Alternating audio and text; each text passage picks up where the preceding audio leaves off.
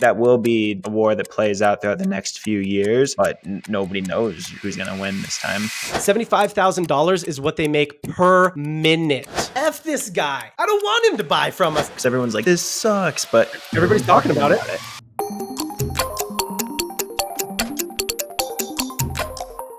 Welcome to another episode of Whale Informed, where the takes are hot, but not as hot as my co-host, Ethan. Ethan, what are we talking about today? That was good. All right, so today we're going to talk about Zuck versus the Apple Vision Pro, some hot news around creator-led brands. We're going to talk about Brēz, which posted their January stats on Twitter. And then we're going to go into rapid fire, and we're going to wrap everything up with Johnologue, where I'm actually we're going to talk through together some of the things we saw in the Super Bowl ads last Sunday. Nice.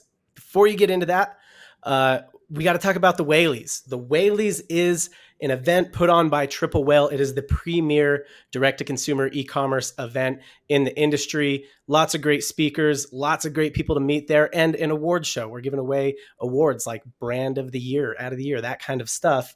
We're giving away a ticket every week to someone who listens to the pod or watches the pod.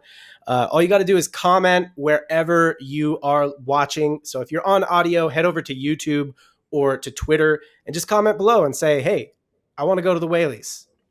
That's awesome. That's simple enough. And we'll be there. It's going to be an awesome event. John and I are going to be there. The Triple Whale team's going to be there. I think there's 500 spots. It was big last year. It's going to be even bigger this year. So live episode of Whale Informed, maybe. Just I know it out there. Limited supply though with Moise and Nick for sure. And we'll be doing some fun Whale Informed stuff. Definitely. Nice. All right, let's jump into Apple Vision Pro. Apple Vision Pro. So we've been talking a lot about the Apple Vision Pro. We talked a lot about it last week, but this week what happened is Zuck actually created a post on Instagram about it, breaking it down. And I think he titled the post, I tried Apple Vision Pro. Here's my take, shot with the Meta Quest, ironically enough. There's a lot to unpack with this video.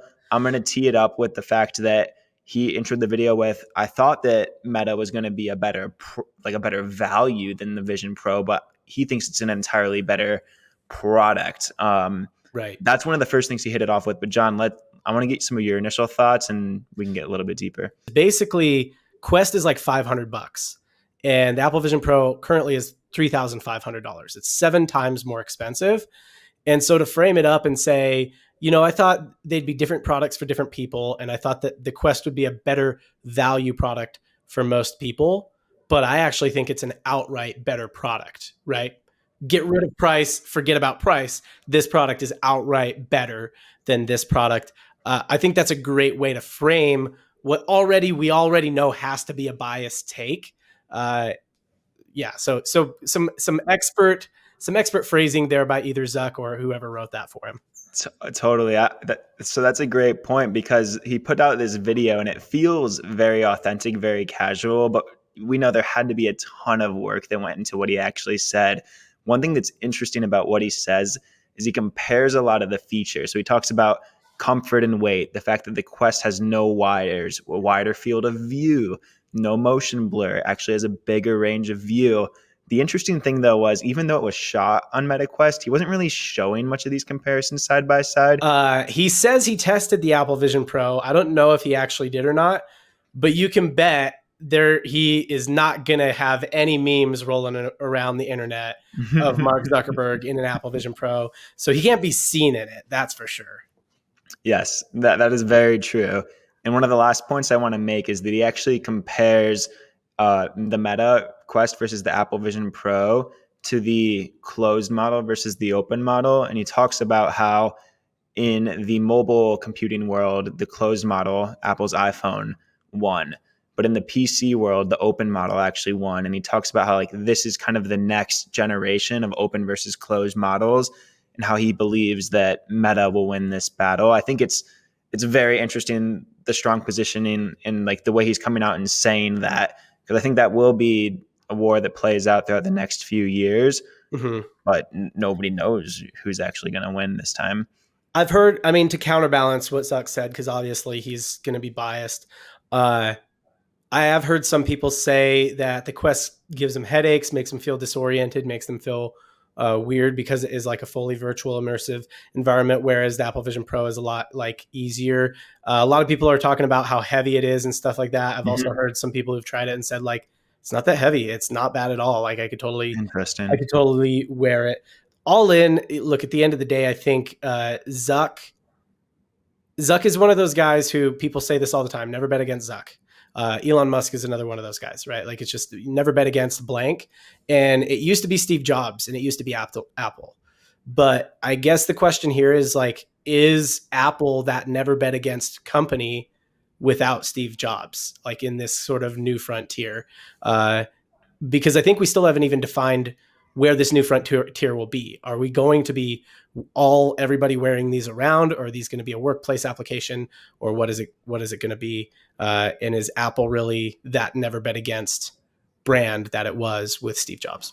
It's a very good point. And the one point I have on that is that reports came out that the first patent related to the Vision Pro actually wasn't around 2007 or 2008 with Steve Jobs on it. So even though he's been gone for several years now and he hasn't been part of the entire development process, I have a feeling that the original product was part of his vision.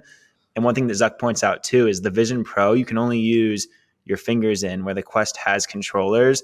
It's a very similar approach to when Apple took with the iPad when a lot of people were using stylus. So I think there is still a little bit of Steve Jobs genes in this product. But to your point, he hasn't been around for a while. And I think it is a very valid statement to make around, we have Zuck, but we don't have Steve Is Jobs. there enough Steve Jobs DNA in this Right. to carry it past the, an innovation stage that he was never part of? Exactly. All right, what do we got next? All right, so next we have some interesting news around creator-led brands. Mr. Beast Feastables brand came out with a rebrand recently, but there's something interesting going on here. Here's the website. It launched originally as an e-commerce brand, but now we see you can't buy the product online anymore. You can only buy it in store. Yeah, this makes a lot of sense to me.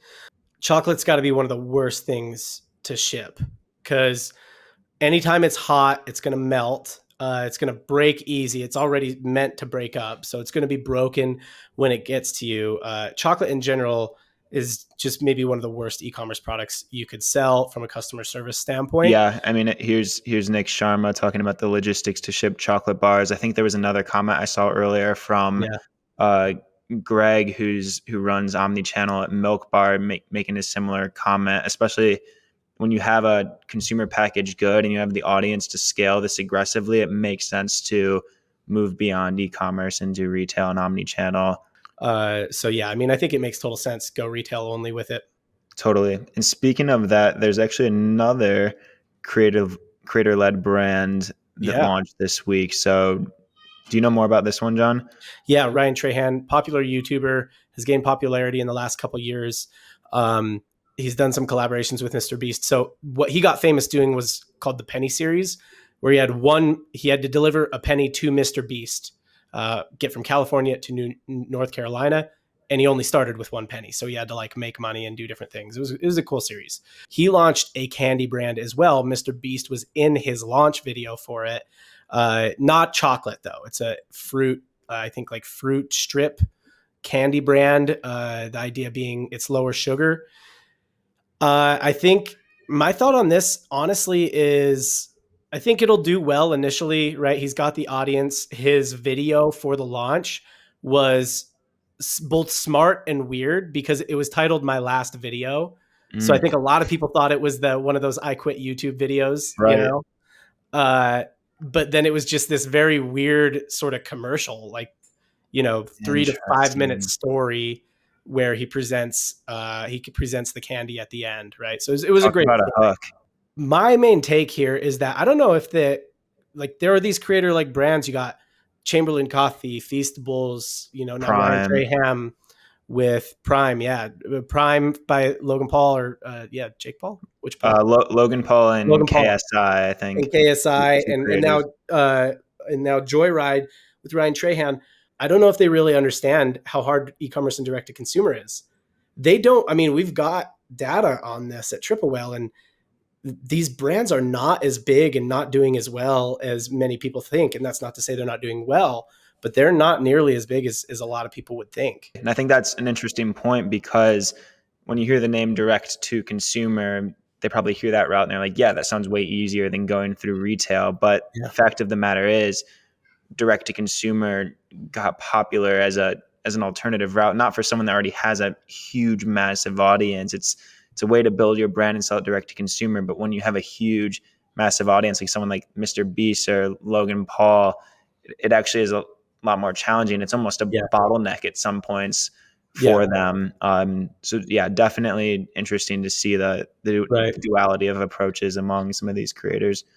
Mr. Beast hasn't released his revenue numbers for Feastables. We haven't seen Emma Chamberlain release anything, and these are the ones I'm just thinking of and saying off the top of my head. Prime, though, is a prime example of things going very well.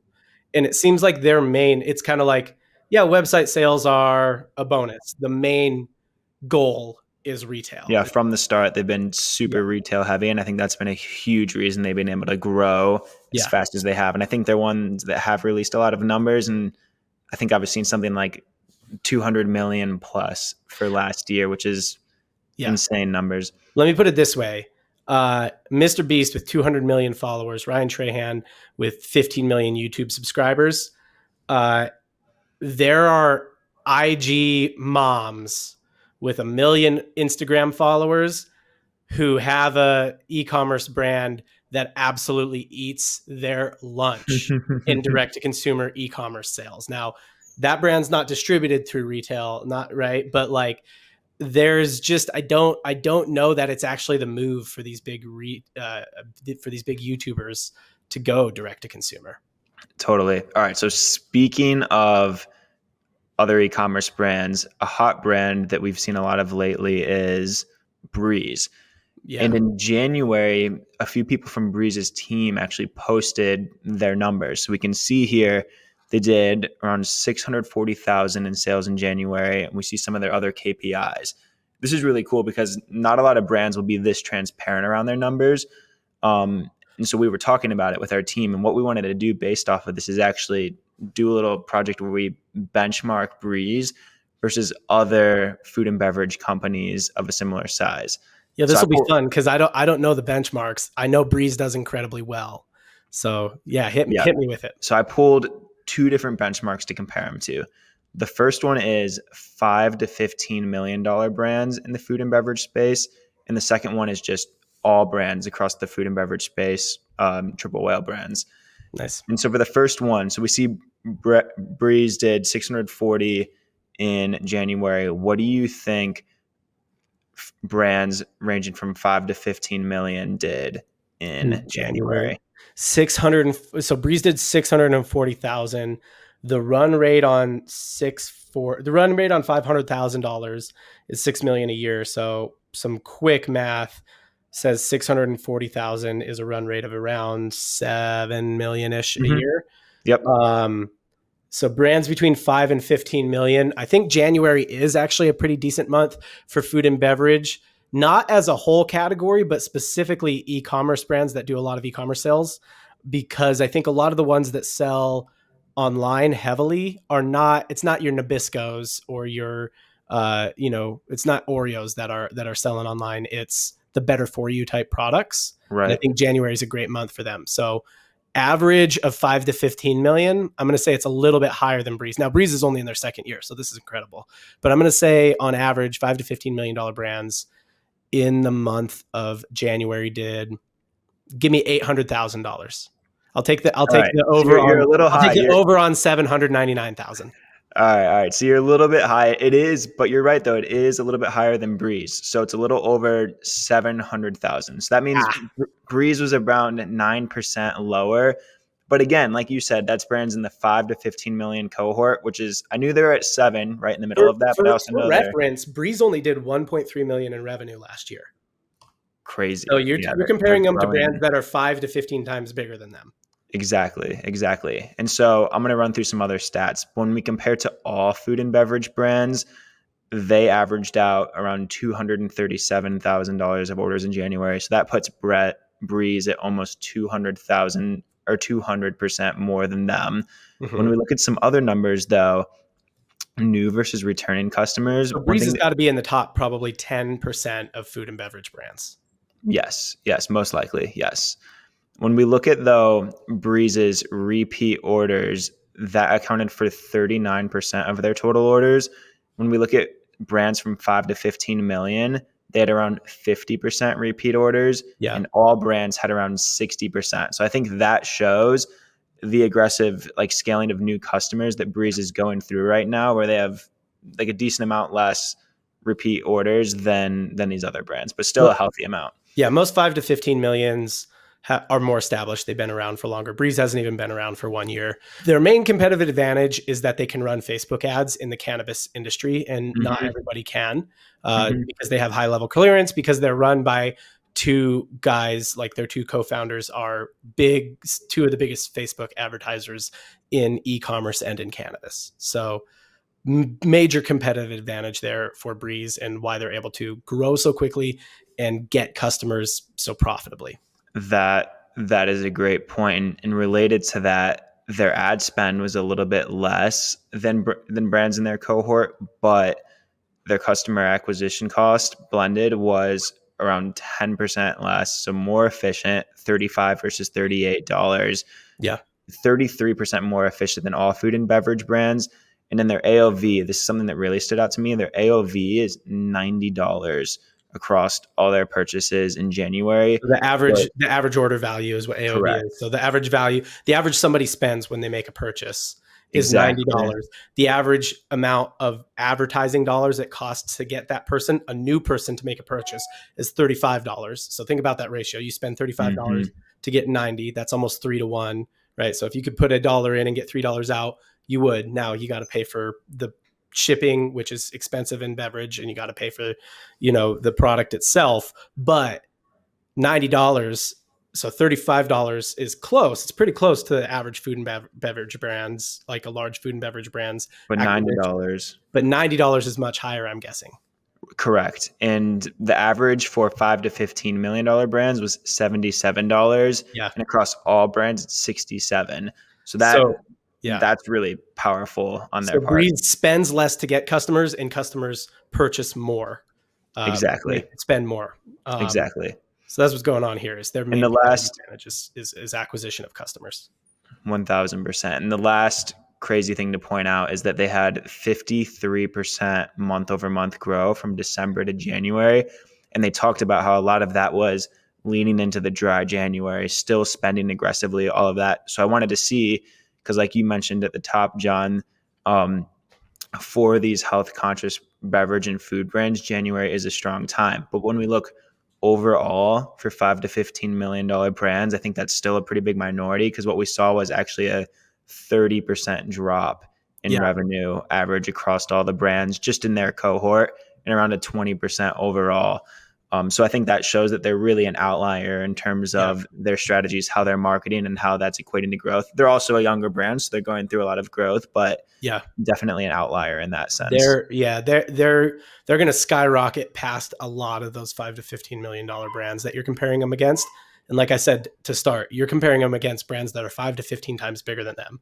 They're going to skyrocket past a lot of those probably by the end of this year. Yeah. So if anybody else ever wants a breakdown like that, feel free to share your metrics, do them the same way that Brēz did, and we'll be happy to do a little industry breakdown for you to see how you compare.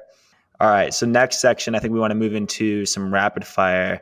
Do you want to kick it off with the first one here, John? Let's do it. All right. So first, I want to hit you with, this is the best ad of the week and the weirdest thing I saw all week, all rolled into one. Even with all the Super Bowl ads that are out there, even with Ben Affleck dropping hot tracks, best ad I saw all week right here. And we have it pulled up. And so I'll just kind of talk through it. This is the founder of Eat Rotten, which is a gummy worms brand. They sell gummy worms. And this is a collab with Tango chili sauce. And he is putting hot sauce on his nipples. He's bare chested. Yep. Hairy. This is not a man who shaves his chest. Very hairy guy putting hot sauce on his nipples. This is both very weird and fantastic. Great Valentine's Day ad from Eat Rotten. Your take?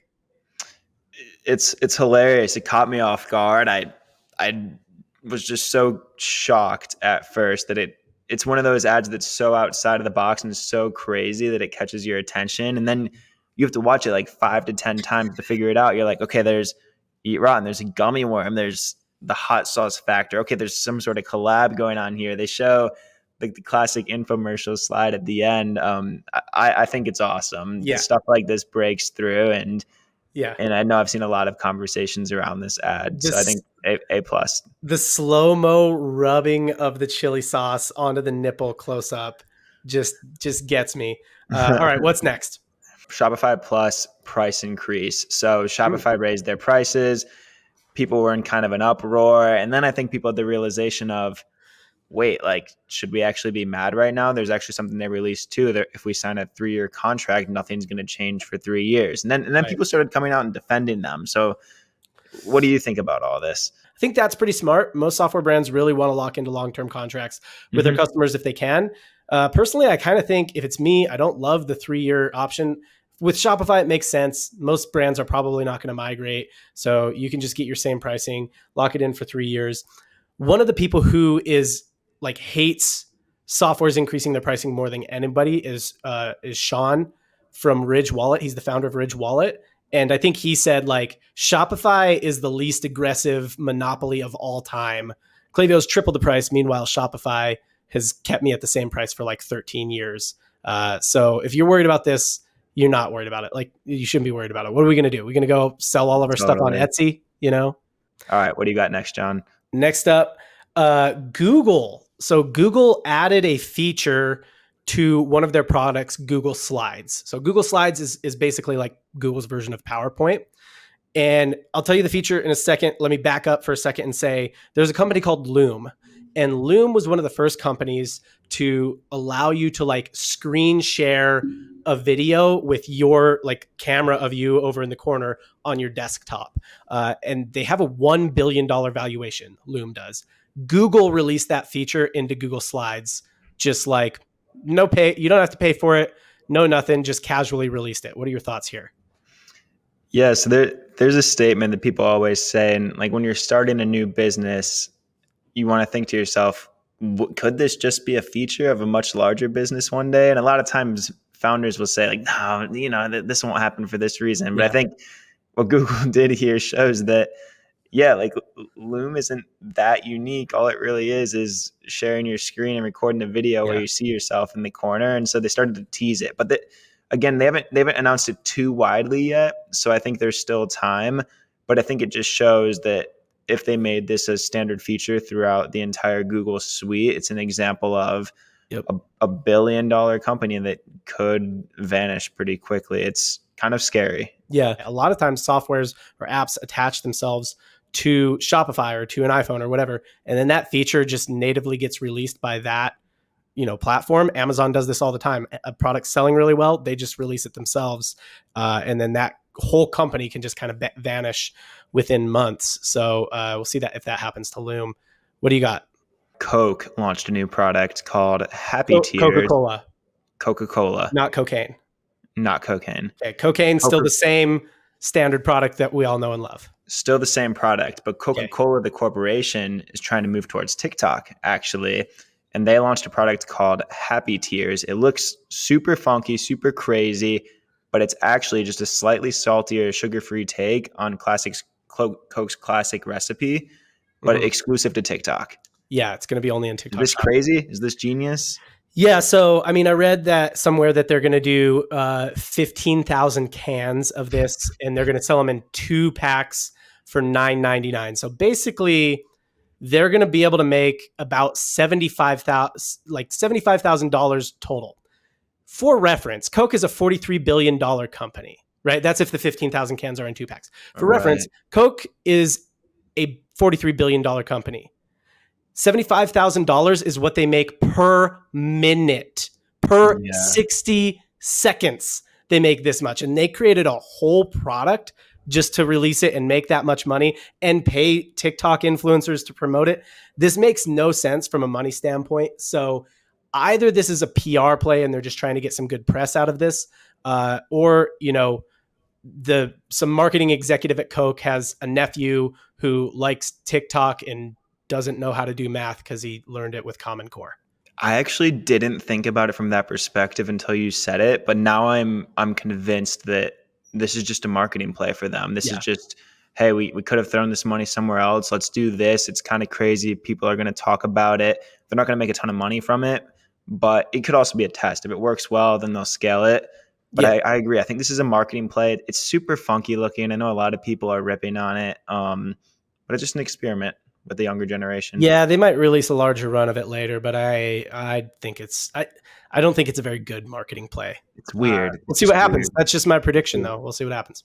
All right. So next, we know we talked about the Liquid Death campaign last week, and we were debating on how much it would go for. Who would the winner be? Yeah. Well, interesting enough, Dude Wipes claims they won for $355K. The funny thing is here, something actually happened on eBay. We don't really know who won yet. Liquid Death isn't confirming it. Yeah. But let's just say that the Dude Wipes did win it. I think this might be the best winner possible. We see Death to Dingleberries here. Dude Wipes has some pretty crazy out there marketing too.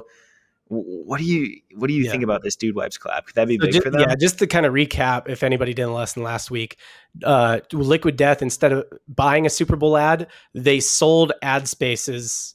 They sold ad space on the side of all their box. They did it on eBay, and the closing bid was $355,500. That's confirmed. We can see that on eBay. Dude Wipes says they won, and then they're putting like their ad on the side is Death to Dingleberries. I think it's a good collab. I think this is a miss from a messaging standpoint. I think they could do better than this. Like, I don't know. They could do a Liquid Death tie-in with the water, and it could be like, like water goes in your mouth, not in your butt. Dude Wipes. They almost have to be more out there. Yeah, they got to be more unhinged if they're going to collab with Liquid Death. Maybe that's why Liquid Death is trying to shut it down. Maybe they want something better. Yeah, but you can do better than this. They want it to be snake insurance. Yeah, they claim that there's been higher bids off of eBay that couldn't go through. So we'll stay in tune to it. We'll see who actually ends up being the winner and how this all comes to fruition. Last section of the rapid fire. We've all, I think anyone who's ever been a founder or been like this is every founder or owner of a company ever. So this ecom founder on Twitter had to do customer service for a day. I think we've got it. I'm just going to read part of the email. He said, "Joe, your attitude is entirely unhelpful. Your 10,000 emails, negative Facebook comments, calling us a scam, and every other threat is less than appreciated. We shipped your product to you and it was delivered. Maybe this is the first thing you've ever bought on the internet, but we don't hand deliver packages. The United States Postal Service does." And then he said, "At this point, despite you shipping your product, I'm firing you as a customer. You've brought headache after headache to our team, and you are now blocked from ever making a purchase with us again. Your refund has been processed.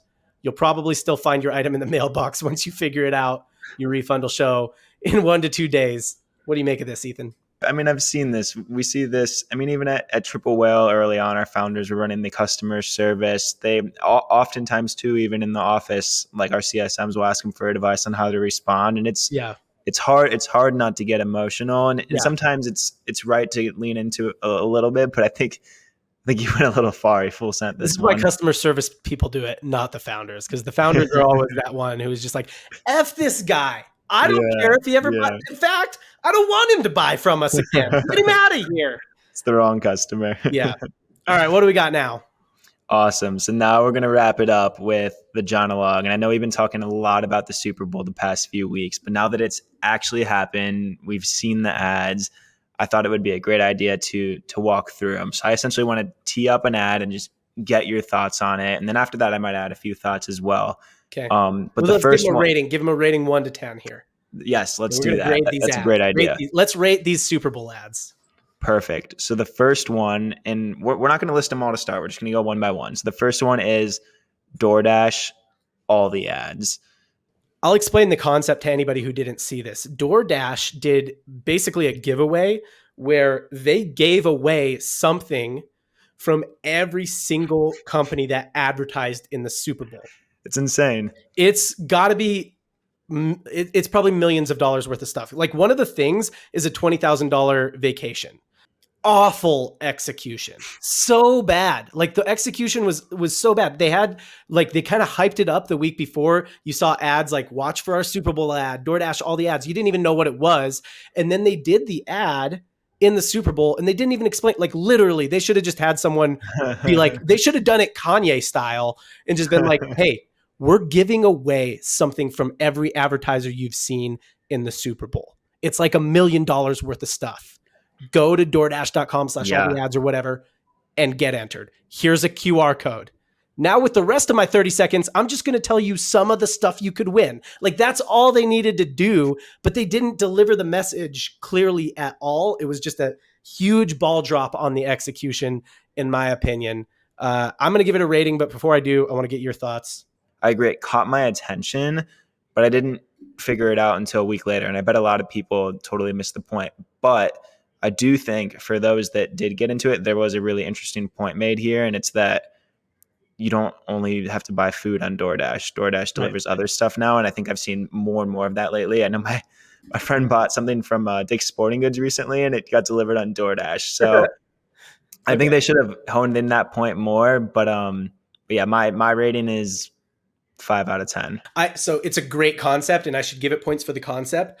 But honestly, if you've got a great concept and you drop the ball on execution this bad, I think it brings you down in my book. Like I would have rather you just not had a good concept because I'm just so angry that the ball got dropped.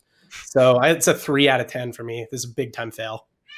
All right. So the next one we have is the Dung Kings ad featuring Ben Affleck, Tom Brady, and a bunch of other stars. What are your thoughts on that one? The Dung Kings. How do you like them donuts? I'm so sorry. Yeah, no, it was good. Okay, so I only have this to say. It was a good use of celebrities that are like Boston area people, little Boston versus New York's kind of undertones in it. It's a good ad. It's pretty funny. It's ad funny. And this is why I can't give it a 10 out of 10 and I can't give it this Super Bowl crown is because I can't get the thing out of my head that I heard from the Liquid Death creative director where he said, there's actual funny and there's ad funny. And I'm like, this is ad funny. It's not actual funny. So it does cross that chasm to be funny enough to be ad funny. And so for me, it's not quite all the way there, but I'll give it a rating. Give me your thoughts. Yeah. So I think there was a lot of celebrity focused ads this year. This was probably one of the best uses of those celebrities. Mm-hmm. And to your point, a lot of ads weren't even ad funny. This one was actually ad funny. So that was a step in the right direction. But again, it could have been better. So I'm going to give it a 7. We should have done a no sevens rule. I'll give it an 8. I'll give it an 8 out of 10. It was good, but it wasn't, it was good. It was very good, but not great. Not great. All right. Next one. Bud Light. And I just want to say before we get into this one, I had a prediction a few weeks ago that Bud Light was going to come back with a classic ad. Yep. I think they might have done that, but what are your thoughts? This was a classic Bud Light ad. The Bud Light Genie, it had all the ingredients. I think I said this exact thing earlier this week. I'll say it and I'll say it again. This felt like if somebody was going to make a pizza and they're like, pizza's like my favorite food, right? They're like, hey, I'm gonna make a pizza. And I'm like, great, I'm in. And they're like, I'm gonna put extra cheese on it. I'm like, I'm in. I'm even more in now. I'm gonna put some pepperoni on there. Great, I'm even more in. I'm gonna put some, some Canadian bacon on there. I'm even more in. Pineapple. I'm even more in. And then they make this pizza that has all these ingredients I love, and it's just not very good. That was this Bud Light ad. It had all the ingredients. It had Post Malone. It had Peyton Manning. It had this concept of the Bud Light Genie. It was all there. And they brought it all together and it was just kind of meh. So that's my thought on it. What's yours? Okay, so similar, but there's one thing that I really liked in the ad that stood out was that once the ad finished, it cut to the Super Bowl and it was Post Malone and the Genie actually at the Super Bowl holding up the Bud Lights. And I was like, holy cow, they're actually there. And like that added this element of like authenticity because Post Malone loves Bud Light and he's been that way from the start. Some people probably missed it, but this element of authenticity in terms of who they used in the ad. Yeah. But I like it. It was, again, an extension of a great concept of like Bud Light bought the last spot before they go back to Super Bowl. And we got to get a shot of Post Malone and the Bud Light Genie next to each other at the Super Bowl. So this one was like great execution on a great concept, but then just maybe this concept wasn't quite strong enough. Not great writing. The writing needed Not to be great done. writing. All right. So what's your score? It's a 6 for me. 6 for me. It's actually an 8 for me. I liked it. We flip-flopped on Dunk Kings and Bud Light, huh? Okay. Yes. All right. Next one, CeraVe. What do you got? Michael Cera, CeraVe. I saw this one toward the beginning of the game, and it set the tone for me in the right way. Like, there's a line in there where he says, "Let my cream moisturize you." And that was just like the line. I don't think I laughed that much during the Super Bowl, including the ads, but I actually laughed out loud at that line, especially because it's that Michael Cera delivery. This was a funny ad, and it was classic Michael Cera, slightly weird humor. And then he's like, CeraVe by Michael Cera, right? Because it's by Michael Cera. This ad was very funny and a really, like, they didn't celebrity pack it, and they used a celebrity in a super clever way. So, and also it's a brand that maybe normally wouldn't advertise in the Super Bowl, but decided to because it knew that this Super Bowl with Taylor Swift there would have a little bit different viewership. So, very clever ad in my opinion. I don't really have a lot of like negative points against this one. What do you think?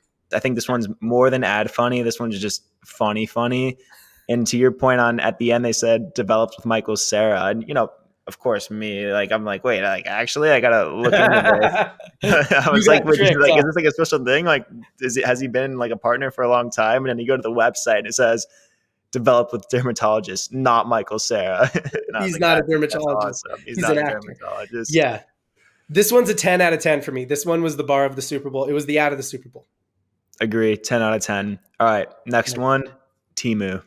How could you possibly pronounce it Temu after hearing Temu 500 times throughout the Super Bowl?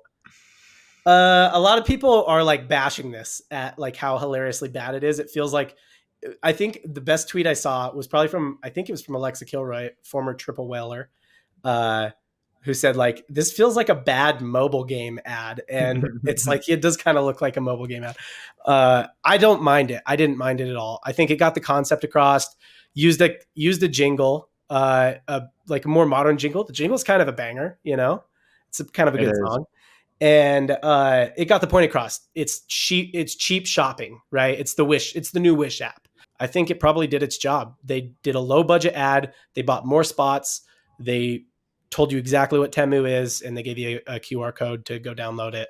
I think, it's not great, but I think it did its job, and I think that was what they were after. Kind of like the Coinbase ad last year. Yeah. It was just a bouncing, it's like very direct response. Totally. And on my notes over here, I wrote, was it purposely horrible? Because everyone's like, this sucks, but everybody's talking about it.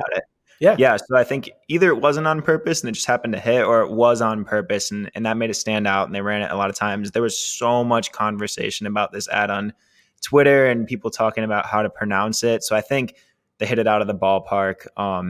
And it sounds like it's more of an established brand in China, and this is their US expansion strategy. So I think we'll see if it sticks here. I know when it popped up in the Super Bowl, I definitely have, certain friends that were interested in it. I'm personally not. To me, it's like Amazon. Temu was probably already on our radar, where it may not have been a lot of people's radar. Right. Like I was aware once it started showing up on shopping ads on Google, like what is this scoping it out? For a lot of people, that was probably their first time ever seeing it or realizing that they saw it. Last one here is Poppy, which is an e-commerce D2C brand running the Super Bowl ad. What did you think of this? I think that a lot of people are saying this was a great concept because it was like this whole idea of like, you'll never think of soda the same again. They have a line in there. This was a very well-written line. And I think the line is something like, there's points in time that are just life-changing or world-changing.